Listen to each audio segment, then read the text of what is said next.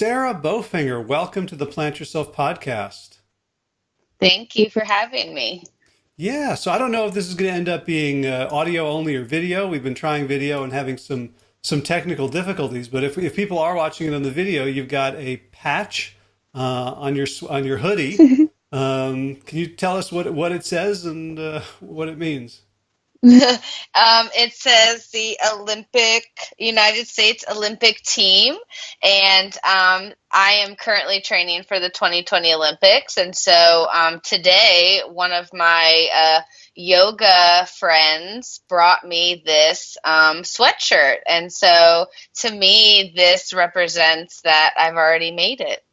All right. Well, so we'll look back on this interview in a couple of years, and I will be bragging up and down about it. Yes. So, tell us your story. You first, tell us like the sport and a little bit of the context, and then we can get into your amazing journey. Yes. So I love to swim. And so currently, I'm not saying that I'm swimming certain events because I am swimming all the events to see what it is that my body is going to be the best at. And so for me, like I swam before I walked. And so that's why my passion is swimming. And that's why I'm a mermaid. Oh, okay. Yeah, your email signature says Mergoddess, right?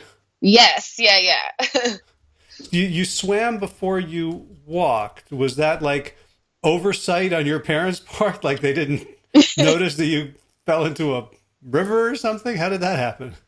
Well, no, just because I'll get a little bit into it. I was born with hip dysplasia, and if you've heard of hip dysplasia, most times you hear it from a dog. A dog usually has hip dysplasia. You don't really hear many humans having hip dysplasia, Right. but what it is that your hips are completely dislocated. And so having hip dysplasia at such a young age, the doctors recommended that swimming would be essentially a really great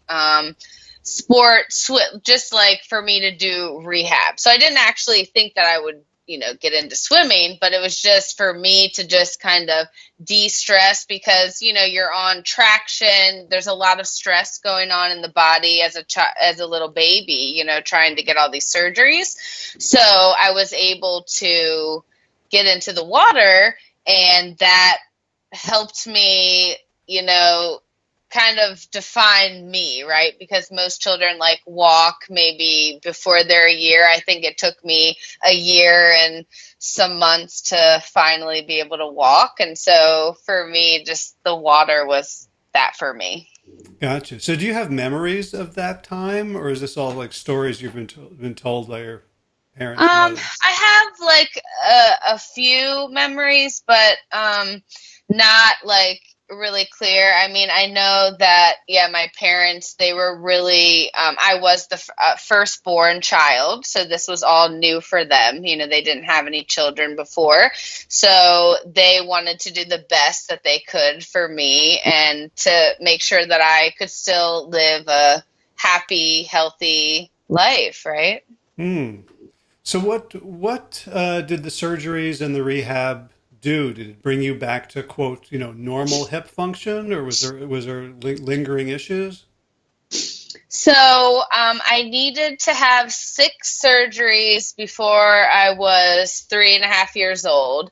And so they had told me that these surgeries I would be good, or I might need another surgery like maybe high school age, like 15. And so I actually had pretty normal function hips. That's when I got into swimming. I was a dancer. I did some gymnastics. My parents had me in all types of activities so I could kind of forget about, the hips and all those things. But I did suffer with pain and things when I would do sports.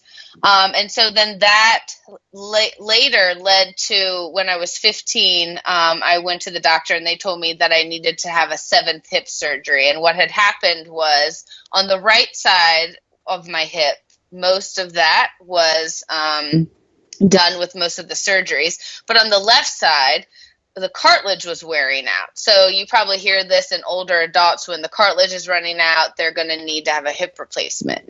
Well, with a kid that's still growing, if they cut the bone into 3 places and then pinned it, I would able to have normal hip function. And then 1 year later, they would take the pins out.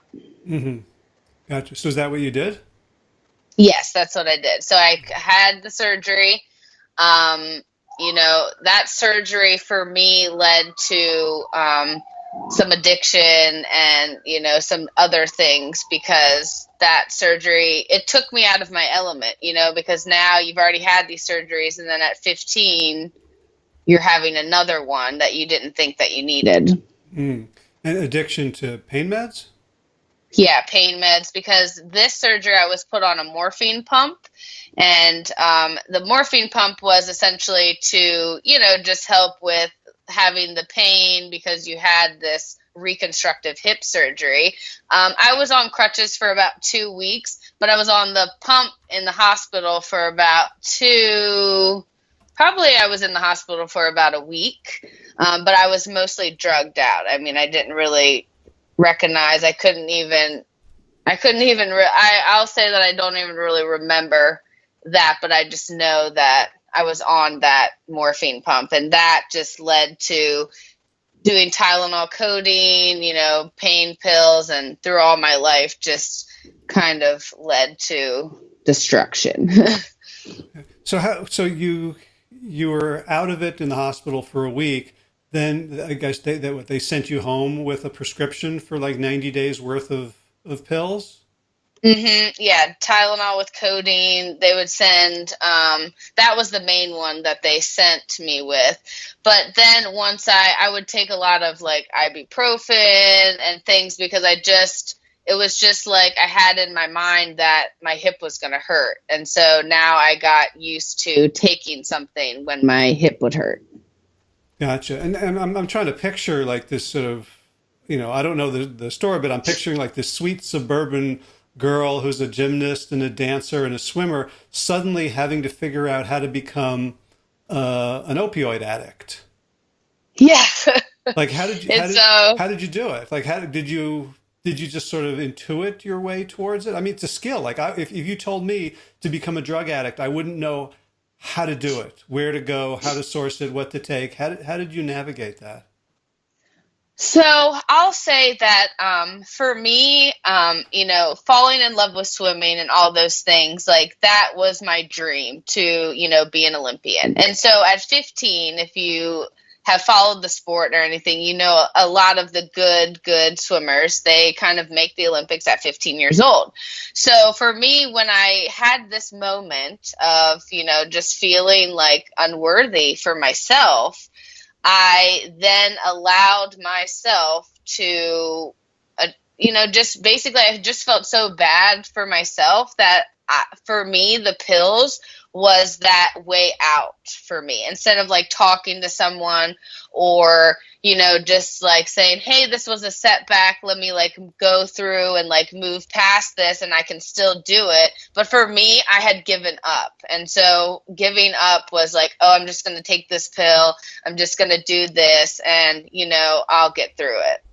I mean, I'm just trying to imagine myself at the age of 15 having any sort of, emotional resilience or resources around that.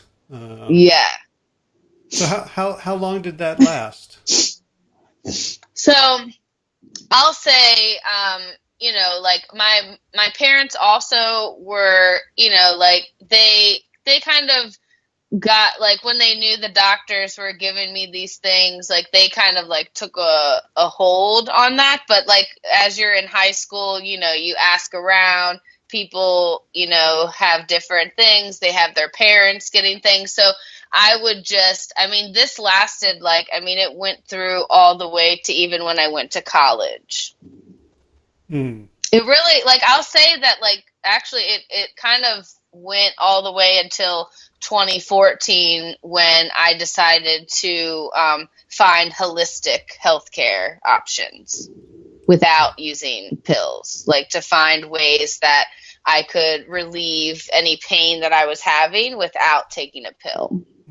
So what were the downsides of the pills? Was it the your relationship with them? Was it the effects they were having? Like, what made you say this is not optimal? Well, I'll just say that when, you're taking a bunch of pills for all of a sudden it just stops giving you the effect that it first gave you.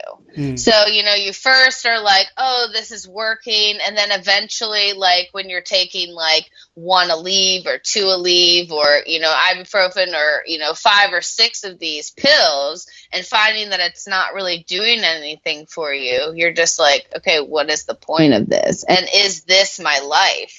Like, is this where I'm headed? Is this what I want for myself? So was it that the pain was bad, or was it sort of a fear of the pain that might come or might come back?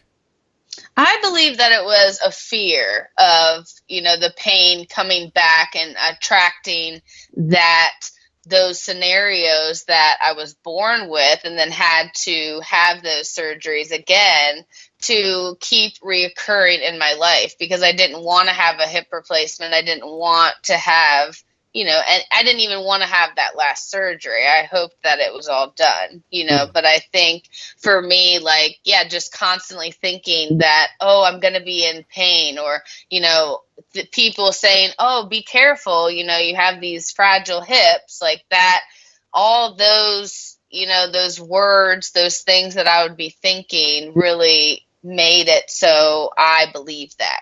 Mm. So when you were growing up between like 3.5 and 15, I know you were very active, you were very, into swimming and lots of other activities. Did you have a self-identity as someone who had these problematic hips and they might continue? Because I'm thinking about, like, your goal is, I want to be one of the fastest swimmers in the world. And at the same time, you were born with hip dysplasia. Like, was there a conflict in there, or was it not that heavy for you? So there was a conflict, and I'll say the conflict started when I was about 11 years old, because at age 6, I joined the swim team. I ran out and was like, Mommy, I love it. I want to do this. And then I became very good. Like, I was good. Like, I was a natural distance swimmer. The coach would put me with, the higher people. But once I started really training really hard and these types of things at 11 years old, I started to then think like, oh, what if I can't do it? What if my hips I'm not able to do it? And so then that would be when the pain started. I would sit out and practice. I didn't really practice that much because I was like, oh, my hips. And then once I was on the swim team at age 17, I brought alcohol to a swim party, and it just started, like, my relationship with swimming. It started affecting my relationship with swimming. So it's at a certain point, some part of you, like, I'm picturing like this really energetic, positive, optimistic, innocent little girl who's like all about, I'm gonna do this, and then it's at some point, some older part started saying, yeah, but. Yes, exactly. That's exactly what happened. Fear of not knowing or believing that I couldn't do it overcame that excited, like, little girl that just wanted to have fun. So 2014, you decide you're done with pills. You've got to find another way. What do you do? So I found this place I'm in the DC area, and I found this place called Nava Health and Vitality. And so what they have is a space that offers acupuncture, chiropractic, massage, natural supplements, and showing you ways to alleviate this pain that you think that you're having and helps you not actually need the pills. So till today, I haven't even had an ibuprofen, a Tylenol, anything like that since I started applying acupuncture, chiropractic, massage, and, just mindfulness. So at what point, and I guess I don't know how old you are now, so I don't know exactly how far, where the story goes. At what point did you decide you wanted to be an Olympian again? So when I was so I'm 31. Okay. And so so I would say in 2012, let's take a step back. In 2010, I was working a job and I got fired. And so when I was looking to, find another job, I received unemployment, and I was just like, you know what, I'm going to take this opportunity to kind of like find myself and see what I want to do. I was overweight. I couldn't fit in my jeans. I was just really, not really liking what I was doing. So then in that quest, I decided that I wanted to help people while I was helping myself. In 2012, I started a personal training and swim coaching business. In that time, I was helping people and all these things. And then in 2014, honestly, when I, found this holistic care and all these things, I thought, you know what? I'm just going to announce that I'm going to train for the Olympics, and I don't know what's going to happen. I don't know how I'm going to get there, but this time I am not going to let my obstacles be the cause of me not doing what it is that I want to do. So 2010, you quit your job, you were getting unemployment, and it's like, what happened? It was 2 years when you announced your business. What did you do during those 2 years? So those 2 years, I was getting starting to get into the best shape of my life. So, I was going to the gym.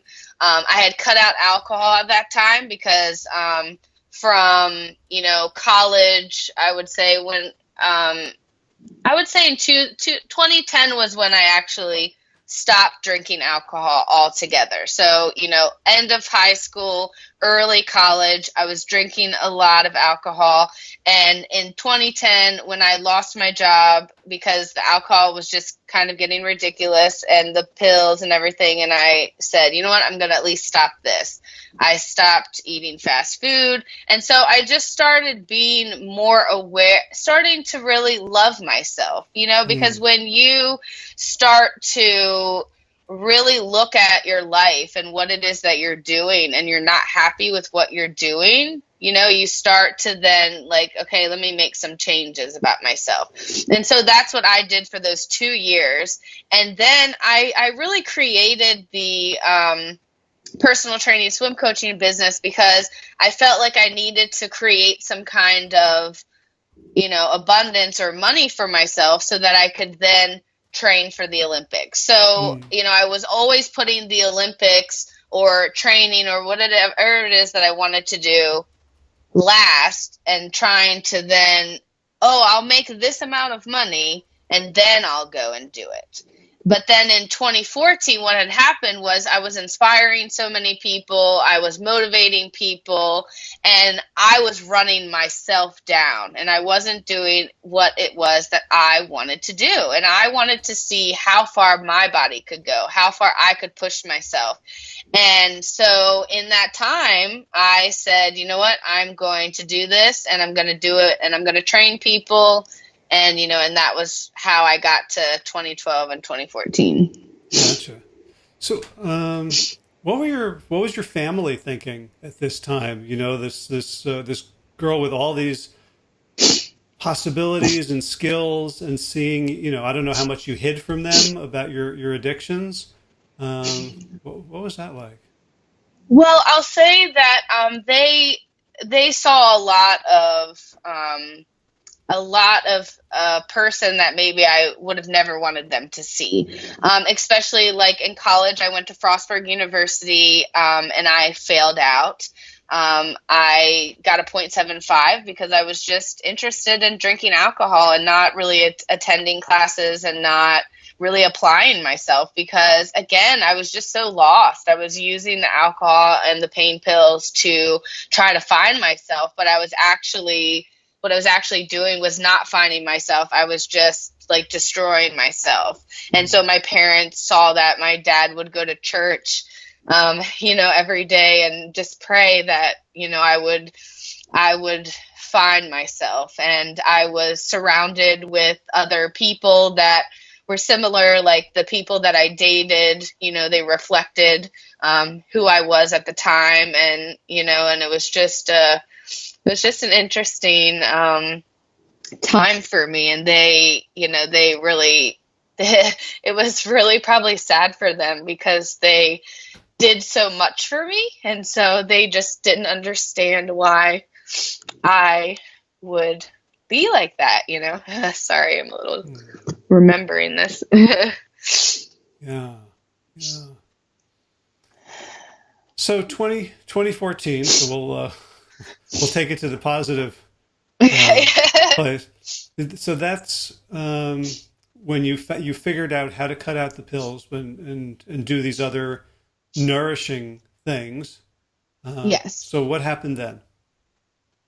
So then also in that time, I cut out gluten and dairy. The place Nava Health and Vitality Center, they have a test that they do. And so I found that my body was really sensitive to casein and gluten. And so I started cutting those things out and my body was feeling really great. And I found some swim teams to be on. And so I was like really training and I was noticing that even with the recovery, with the acupuncture, the new way that I was eating, these things were really helping me. And like I was getting faster and, it was really exciting to see like myself being faster than I was when I was 15. And, how at that point, how far away were you in terms of capability from being an Olympian? Because I don't exactly know like what the times you need are like. So I would say that at that time, I was about 10 seconds away from a Olympic cut. And so with the Olympics, you can qualify all the way up a month before the Olympic trials. So, I knew that I had, time, but it was also about qualifying for certain state championships in your state, and all those things. So I was, focusing on just really getting my times down and having more quality to my swims versus just like training really hard and not taking care of my body. So did you find a coach? I did find a coach. I started with Columbia Masters and they were really great. I coached the swim team in return for free swimming. I also found a team called GBSA, which is a club kid team. So these kids were ranging from 13 to 18 years old that I was swimming with.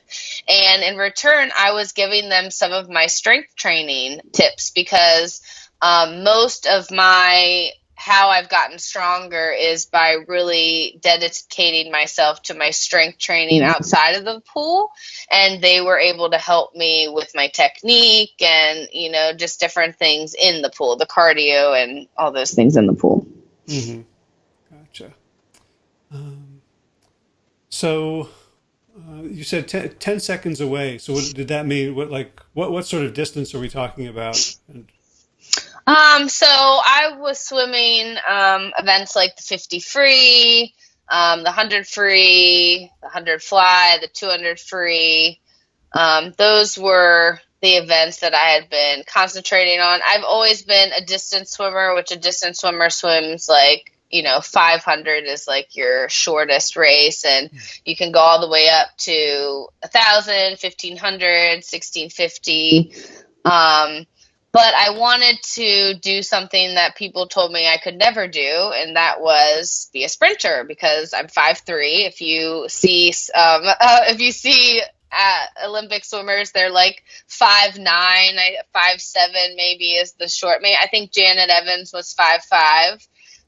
So I'm a little bit much smaller than most, and it takes a lot of muscle, and just like you have to just really have some really good fast twitch muscles, and so that has been what I been working with. But now I'm trying all the events, I'm doing all the strokes, and just just kind of giving myself more of a variety versus just this thing that I need to do. Mm-hmm. Gotcha. Are there any Olympians your age in the sport? I believe Ryan Lochte is. He's going, I think, for 2020. He's 32 years old, but I'm pretty sure that there aren't any Olympians my age that have never gone. Usually the people that are my age have already been to the Olympics. They've been doing this, swimming fast. I've had to reconstruct my whole entire, not just my life, but my swimming stroke, my eating habits. Just I have changed myself so much to accomplish what I have today that it's remarkable that I'm able to do this at this age and be faster than I've ever been. Because for me, like, I've never been this fast before, and it's exciting to think that I'm just going to get faster. Right. So are you on anybody's radar now in terms of the powers that be for Olympic swimming? I don't think so. I mean, I'm kind of I run into different people all the time. Like, I met Ryan Lochte at a nationals race. I've met Carlin Pipes, that's a national swim world champion that wins a bunch of things, and she's done that. I met Bruce Gemmell, which is Katie Ledecky's Olympic coach. He sends many Olympians, every years, and he's in the DC area. I spoke with him, and he told me that, a lot of the older athletes are doing a lot more outside of the pool than inside. And, just told me that, I was basically doing what it is that I could do. That must feel good. Yeah, it is. Cause, it's just, I've just decided that I'm just going to try my best every day and, see what happens. I will say, just recently becoming vegan has opened up a lot for me as far as, gaining speed, gaining muscle recovery, gaining strength, gaining more endurance. So I'm excited to keep continuing with this and seeing what happens with that. Right. So that's where we're going with the, yes. Right. So a bunch of listeners are now jumping up and down. They're going, oh, now I get why we're having this conversation. So what led you? You're already gluten-free, dairy-free, alcohol-free, junk food-free. What led you to consider going animal product-free? So I got into Bikram yoga. Last year, I got into Bikram yoga and I started practicing Bikram yoga. And what Bikram yoga is, it's a 26 times 2 series. So you're doing 26 postures and 2 breathing exercises. And what this particular practice does is it is healing you from the inside out. And so essentially, if I'm doing this, 30 classes or so every month, I am healing my body. My body is essentially telling me what it needs and what it wants to do. And so what happened in August was someone decided to say, you should just try cutting out pork. And I mean, I was eating like 2.5 pounds of bacon, a day. Like I was eating a lot of meat because if you are an athlete or you don't know about, what the benefits of cutting out meat and being a vegan are, you hear this protein, protein, protein, I need protein. I got to get my protein in. And so I was like, there's no way that I could ever be vegan because I got to get my protein.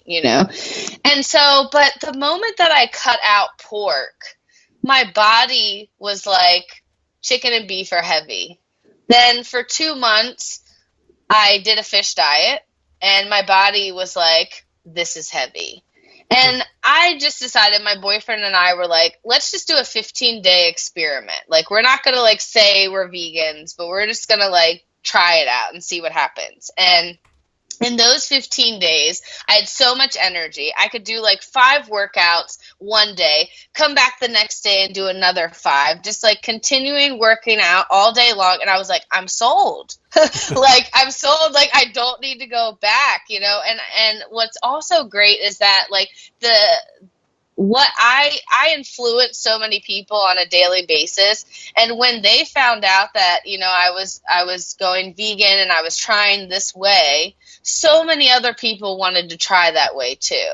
And it just it was just really great to see other people's benefits too from trying it, just by me saying, hey, this is my experience. They're like, what are you doing? You have so much energy, all this stuff. And it's just like, this is what I did. And I didn't just go from eating meat to not eating meat. I did it the way my body wanted to do it. And it's like, my body doesn't want it. Like, I can't say that I'm going to be a vegetarian or a vegan for 8 years and go back to it. Like, I think when people try one thing and then go back, I think it's because they weren't actually ready to fully give it all they could, and then they are like, well, I don't like this, so I'm gonna go back. And like, for me, like, I'm sold. Like, I just make so many amazing meals. There's so much creativity that comes from it. Like, my mind, body, and spirit are so connected. Like, I just feel like eating meat for me was like putting cobwebs in my body. So you were eating 2.5 pounds of bacon a day, and Yeah. you decided to, like just from a practical perspective, how do you go about altering the design and structure of your meals? Did you know what to do? Did you have resources? Did you just replace it with like vegan junk food for a while? Did you go really clean? Like, what were the steps when you said, okay, now I'm going to do this, now what? So I just really followed my body. So my massage therapist, Laura, she has been a vegan for 32 years. And so she, I see her once a week. And so she would always give me these amazing tips and resources and telling me other things that I could look up and all those things. And so I also wanted my meals to feel like I was eating meat but not eating meat. So like having like really like just really good meals. Like, for instance, like, I love using lentils and making like a lentil casserole, and like having like, just those lentils. Sometimes I put beans in it, rice, whatever it is, like complex carbs. Like, I try to eat all of my nutrients, whether it's vegetables, I try to have a balance with everything. And so I try to, in each meal that I have, I try to create a balance for myself in those meals. Gotcha. So I think it was Laura who connected us. Yes. So Yeah, if you want to give her a public shout out here, so that yes, if Laura, someone, thank you. so let people know, like, if she's okay with it, who she is and how people can get in touch with her. Yeah, so Laura Marks is my massage therapist. We met, I told her my story, what I was trying to accomplish, and she loved it. And, and we had talked about, like, I mean, honestly, I had always kind of wanted to be vegan, but I didn't necessarily know how to start. And so just with her guidance, she also does hypnosis in my massages. So she has been helping me with performance hypnosis, I'll say, where it's allowing me to like just clear out some old trauma, some triggers and different things that aren't serving me right now and are helping me, stay more into the positive mindset. For her business is called Wellness Wisdom, and you can find her on Facebook, Laura Marks. Wellness Wisdom, Laura Marks. Cool. Yeah, I was going to ask you about sort of the mental parts of this, because not being an Olympian, I read a lot, and I know that there's these famous stories about Michael Phelps and the mental workouts that he does. And, at a certain point, everybody in the Olympics is kind of like superhuman physically. They've trained. Yeah. Nobody's there because they haven't trained their ass off. Nobody's there because they don't have incredible innate ability and technique. But the thing that separates like gold from not podiuming is usually mental. Yes. So what can you talk about what you do to get the mental edge? So I will say that the Bikram yoga for me has been getting me into my element. So what Bikram yoga, I mean, you do the same thing every single day. The teacher is the mind and you are the body. And so when you actually receive, like, this person is I'm just the body, and you can clear all of your thoughts, like, it's hot in here, like, I can't do this posture, like, all those things, when you, like, clear that out, you have an amazing practice. And so what's happening after a year of Bikram yoga for me is I am able to now apply this into my swimming. So, like, for instance, last weekend, I decided that I was going to swim events that I normally don't swim, and I was going to have a really good time doing it. I didn't care about the time. I didn't care about anything. I was going to mimic how my yoga is. Whatever I said in my mind was going to happen. I was going to be in the present moment, and that was what I was going to do. That was my best performance ever. I got first in the 200 fly, dropped 11 seconds. I was second in the 200 IM, dropped 3 seconds. And in the 50 breast, which, I mean, breaststroke for a person with hip dysplasia, like, I dropped 8 seconds and and placed third in my age group. And it was just so, like, relaxing for me to, like, see that, like, if I actually just have fun in the moment, that is my strategy for how I am going to be in the moment, is because, like, all the years that I've been swimming, I would be like, oh my gosh, like, here's the race, I gotta, like, I'm worried now, like, and I'm sure every Olympian has their own way of getting to this particular point. But for me, like, so you can't just tell me, like, hey, you should, like, just get zenned out, or, just be in this space. Like, I have needed that structure that Bikram yoga has given to me, and I've been able to put that structure now into the pool, and that is allowing me to really see, like, some serious changes in myself. Like, I'm just really excited now to race every time. It's like, oh my gosh, like, what's going to happen now, because I'm in the moment. Like, I'm enjoying this moment right now. I'm imagining there's a lot of people who are trying to wrap their head around that as a strategy. Like, if you want to compete, you've got to be competitive. You've got to be angry at the other people. You're going to, sort of want to trash talk. You want to be, like, totally in fight or flight mobilization.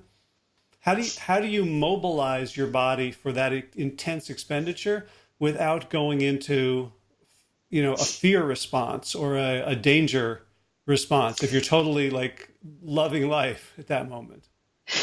Well, I'll say that, I believe that fear and excitement are the same like the same feeling, but it just depends on how you turn it in. So if I can turn that flight or fight into excitement, into, yes, like I'm excited that, I'm going to be like doing this race right here. For me, that's just like being angry at someone or, oh, I'm going to beat them. It gives me the same feeling as if I were to say, oh yeah, like I'm going to beat you, and it's just because of, for me, like what I've gone through and just my own personal experience of what I've needed to get me to this point. But I believe for myself that for me, that's the same feeling of like, oh, I'm going to kick your butt. Yes, I'm going to enjoy this moment.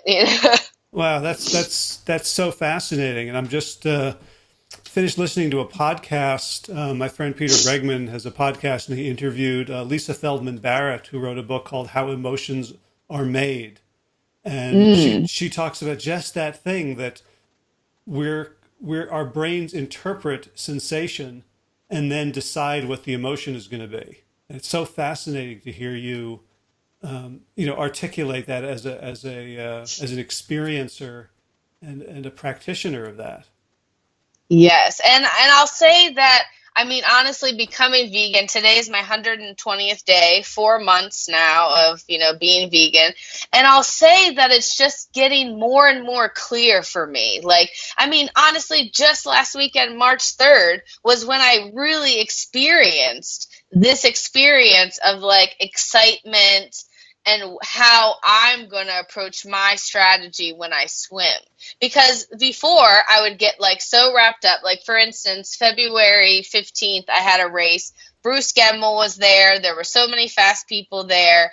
And I got in my head and I believed that I didn't deserve to be there. And so since I believed that I didn't deserve to be there, I didn't. I did horrible. I did worse times, I added times, I got upset, and the best thing that my coach said to me in that moment was, Sarah, it's just swimming. And I was like, oh my gosh, you're right. It's just swimming. Like if I were to put all this pressure on myself, imagine Michael Phelps putting all this pressure on himself all the time. He wouldn't be the greatest Olympian he is today if he did that to himself, and we all have to learn our own lessons to get to where we personally need to be. But for me, I'll say, being a vegan and practicing Bikram yoga every single day, at least getting 30 practices in, is shaping who I am becoming in the water. And probably out of the water as well. Yes, exactly. In all of life, yes. Yeah. So let's do a little advertisement for the vegan plant-based lifestyle for athletes. What have you noticed changes in yourself, whatever, physical, performance, appearance? What it's been how many days now, did you say? 120. 120. So yes. What have you noticed? So I have noticed, I mean, the energy that I have is amazing. Just, I just didn't know that I could have this much energy off of plants. Like, I mean, I didn't believe it. Like, I honestly didn't believe when people even said to me, look, there's no way that you could be a vegan because of the amount of meat that you need. But what I'm noticing is that my body was doing so much work to digest that food that now I can use that energy that was digesting my food to now putting it into my workout. So now I can do 2 90-minute, Bikram yoga classes in a day, 2 swim practices, a cycling class, a Pilates class, whatever it is that I have scheduled for that day. I still have energy and my recovery time. I have no hip pain anymore. I almost forget that I've had 7 hip surgeries because the amount of recovery that my hips are having, my mind and body connection, as far as like before I never used my legs. Now my mind and body know what to do so that I can achieve getting faster, getting stronger, being more disciplined with myself. So have you noticed in that time an increase in your performance? Drop in seconds? Yes. I'll like at first, when I first started, I'll say the performance was my technique because if you're familiar with swimming or even golfing or any of these sports that, have a certain technique that is required so that you can move your own personal body to the maximum potential that it can, that has helped me in that way. Mm-hmm. Gotcha.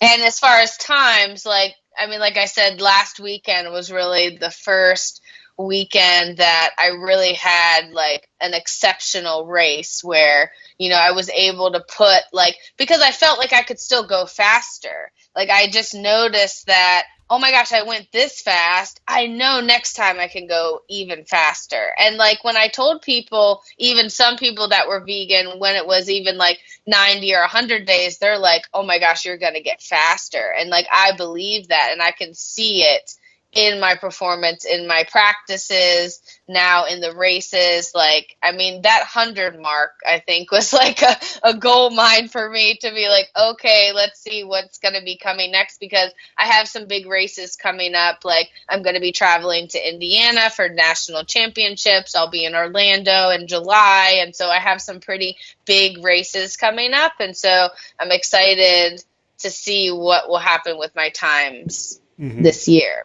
Gotcha. And do you have to qualify for nationals and for Orlando, or can anyone just sign up and do a heat?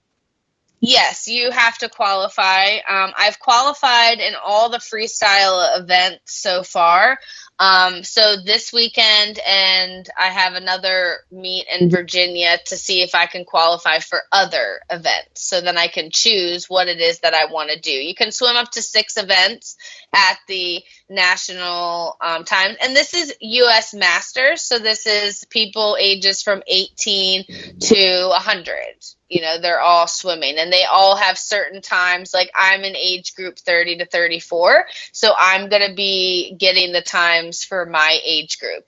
And with the times, you can still get qualifying times for, Olympic times, national times for USA Swimming. You can get these in US Masters because they're both sanctioned by FINA. Gotcha. So when might you know about the Olympics? Well, I would say for me, my own personal goal is I would hope to know like by the end of this summer, as far as like, what events I'm really going to be singling, like really focusing on, and, seeing like I'm hoping that my times are much closer to the times. And so that I can go into 2019 and, go to South Korea to, do championships there and just, qualify for the national team and all of those things. Wow. Yeah, so it's still a lot of exciting. You guys are watching the caterpillar turn into the butterfly. So you all get to experience an amazing transformation of, from what was to what will be coming. And I'm guessing, that you're putting everything into this Olympic dream, and at the same time, from the way you describe how your psyche is changing, that the goal is to get to the Olympics and do well and maybe win a medal, but really the goal is to become who you have to become in order to pursue that. Yes, exactly. So actually the journey of this is actually the most important part versus winning the gold medal. Because, at first it was just kind of like, why is it that I want to be an Olympian? I always because it's just as a kid, I had some jobs, I did some things, and it's just what is it for me? And for me, I just want to achieve this for myself, to prove that out of all of the things that I've been through, I still was able to create this person that I wanted to be. And also to like motivate and inspire other people that maybe are in a time of, like just self-doubt and, not really thinking that they can go to that job or they can work out or they can lose those 30 pounds. But I want to be that person that they looked up to and said, you know what, she did that. So I know that I can do this little thing that I want to do here, or big thing, or whatever it is that they want to achieve in their life. So how do you explain to people that you're not different from them? Because I know so many of my friends and colleagues who have made these huge transformations, and they look good and they perform. Like something happens where people look at them and say, well, it was inevitable for you. You're different from me. You've got something special. Do you sense that's a barrier you have to overcome with people? Yes, I do believe it. And I really believe that it comes with self-love and really, really like loving yourself first and believing in yourself. And when I see people like have gratitude and just like they start to unravel that, that way of thinking, because it's a way of thinking that we have developed as a society, because it's like you see actors, you see like all these people, they have all this money, and it's like you think like, oh my gosh, how could I do that? Like, I'm just this little girl, sitting here. And like, I mean, that was what I thought my whole entire life, until like I just had all these several breaking moments for me, that it was just like, hey, do you really want to do this? Okay, let's keep going, and just finding that positivity in myself and in others that essentially motivates me to be better. Because I mean, I'm bringing the community into this. I work out with regular people every day, and I tell them how great they are and how they can accomplish these things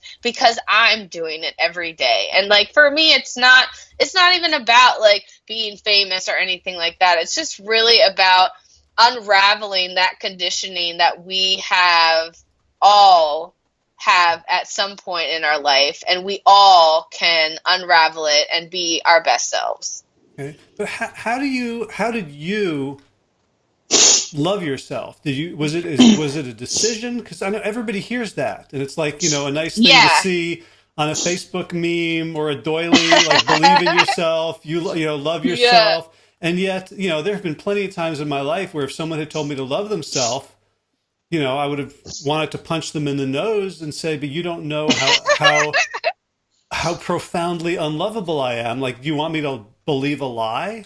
Like, what are the steps that you think people need to go through to go from one state to the other? So I'll say for myself, I needed to hit rock bottom. So when I say, we didn't really talk much about this part of my journey, but for me, hitting rock bottom was being in a 9-year relationship and it ending just like that, having no money, nowhere to go, and just feeling like I was just this awful person, like that I was unworthy, that I just had nothing.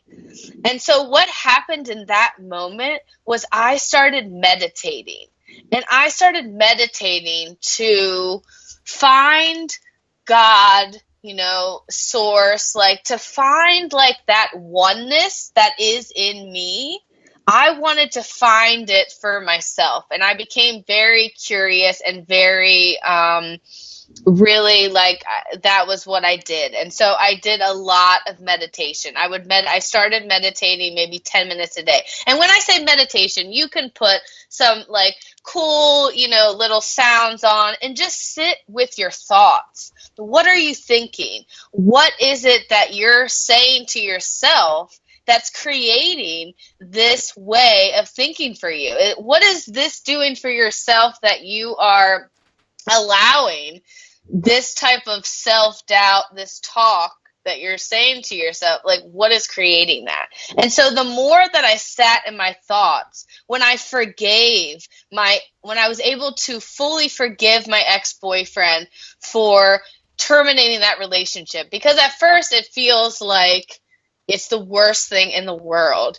But when you actually forgive yourself for all of those things that you thought you were the bad person, you didn't do this right, or you didn't do this, when you feel that forgiveness for yourself, that is when you really find self-love, and you just start to like unravel all of the conditioning that you have received in your life, and you just start seeing the positive in every single situation. And the more that you practice this, the more that you sit in silence, the more that you surround yourself with more like-minded people, you then start to fully actually feel what it feels like to love yourself. So it sounds like the first step was like getting in touch with like a molecule of what I want to call faith. Like here you were, Yes. like, I'm unworthy, I'm awful, I've hit rock bottom, and the place I'm going to go looking for redemption is inside. Like Yes. that must have been a leap. It was a huge leap. I mean, it was the transition of myself to who I am right now talking to you, to who I was at the end of 2015, wanting to quit, wanting to give up, wanting to end my life, like wanting to just be done with everything. But when I actually sat with myself and got comfortable with myself and being okay with myself, that was when everything changed for me. The people I surrounded myself with, the ideas that came to life, all these different things started happening to me because I was creating that from the inside. I know. It's awesome. I just want to put a bow around it and carry it with me, and then I know. It's like I just bottled the sun, and I just get to look at the shine. That's you're so radiantly articulate about this. It's really I mean, inspiring. it's just so beautiful because I've gone through it, and it motivates me to talk to people about it, to have separate conversations with people about what it is that they're doing. If you don't like what it is that's happening to you, change it, and don't look for it from the outside, because that's what I did. When I was looking to make my ex happy, I was trying to change myself. But if I would have just looked inside and realized that that just wasn't for me, like I could have exited all of those problems that I decided I needed, for my own self. But I'm really grateful for that, because I needed that for myself to be in this particular moment right now, because I can just look back and just have so much gratitude for the person I was, the person that went through all those awful things, to now and getting to share that with everyone. And that's just the most amazing thing. It doesn't even matter about actually getting the gold medal. It's about right here where I am. I've already achieved so much. So it's just going to be the icing on the cake when I get that gold medal and I hear that United States anthem. And it's just oh my gosh, I did this, from the inside out. Yeah. And I'm so glad we're having this conversation now and not after that gold medal moment, because I think for me, there would be this thought going oh, well, Sarah's special. I'm going to be curious and interested, but fundamentally we're different. And what I want to say to you right now is you're so amazing and you're so totally not special. Yes. Which sounds horrible, except I think you understand in the context what I mean by that is this is totally accessible to all of us. Yes, we all have a superhero lying inside of us waiting to be unleashed. And the moment that we make the decision that we want to unleash that, that is when we become our greatest selves, and that we can all help change the world that we live in around us just from within. Oh, I'm writing this down. I think we gave me Yes, write it down. you gave me the tagline for the I love episode it. on unleashing our inner superhero. Yes, I love it. Yeah, and you know, I mean, that's a great metaphor because I just saw a Black Panther movie, and you know, the thing about the superhero genre is that they all get to have this outsized impact on their world, Yes, right? And we all want that, and we can have it.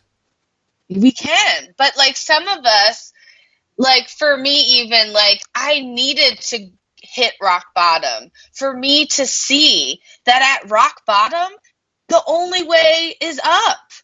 You can't go any further down. Like it's only up. And when you experience that, when you recognize it, when you know, see that in yourself, you then see it in everyone around you, and you then just like can just give all these great tips. Right. And I'd like to encourage everyone who's listening to accept the fact that right now you are at rock bottom. You don't need to go any lower. Yes, exactly. Right. And we get to choose our rock bottom because what for you, the choice, the thing you did at that point was look inward for the source of your agency. Yes. Right. Instead, right. So we don't have to be like, you know, homeless in the gutter with the needle sticking out of our arm to be rock bottom. But when you look around and you see like, this is the world that my consciousness has created, and my consciousness has created it. Therefore, I need to go and tinker with my consciousness to create something else. Then that can be your moment, right? We're not Exactly. we're not telling people to like wait till it gets really, really bad. No, please don't.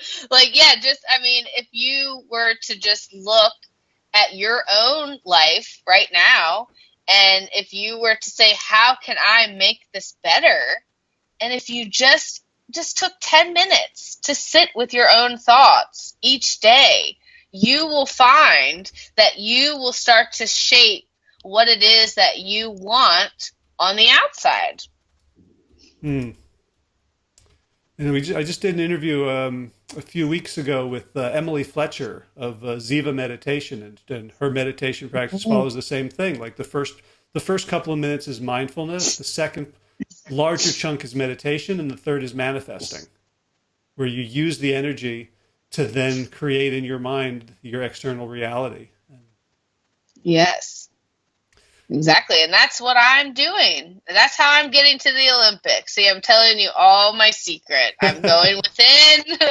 I'm learning my lessons. I'm being grateful each day. And I'm just taking it day by day and seeing what happens, and not having any expectation but gratitude that, you know what, I figured this out at this age, and it's a beautiful, beautiful gift. And I'm so grateful that I get to share it with all of you and all the people that I conversate with daily. So Cool. So for people who've gotten a hit and want more, do you have a social media presence or a website, or how can people can keep drinking from the water fountain of wonderful that is Sarah Bofinger? Yes. Yeah, well, you can find me on social media, Sarah Bofinger. I also have my athlete page, Mergoddess. And Mergoddess, I dive a little deeper. I actually blog a lot more. I share my experiences, what I learn each month. So, for instance, February, I learned letting go, not to have attachment to certain things. And then when you don't have attachment, you're able to get the outcome. And so through all of this, you know, through my acupuncture appointments, my vegan meals, you know, I post a lot more of my journey on my Mergoddess page. And I also have so that would be like Facebook, Instagram. .com. Yeah, Facebook, Mergoddess 11. Yeah, Mergoddess 11 you can find. So Mergoddess is MER goddess and the number 11, Uh-huh. two ones. Yes, Okay, so yes. I'll And you post. can find that on Instagram, Facebook. Twitter is Mergoddess1. They didn't let me have an 11. At least I got a 1, number 1.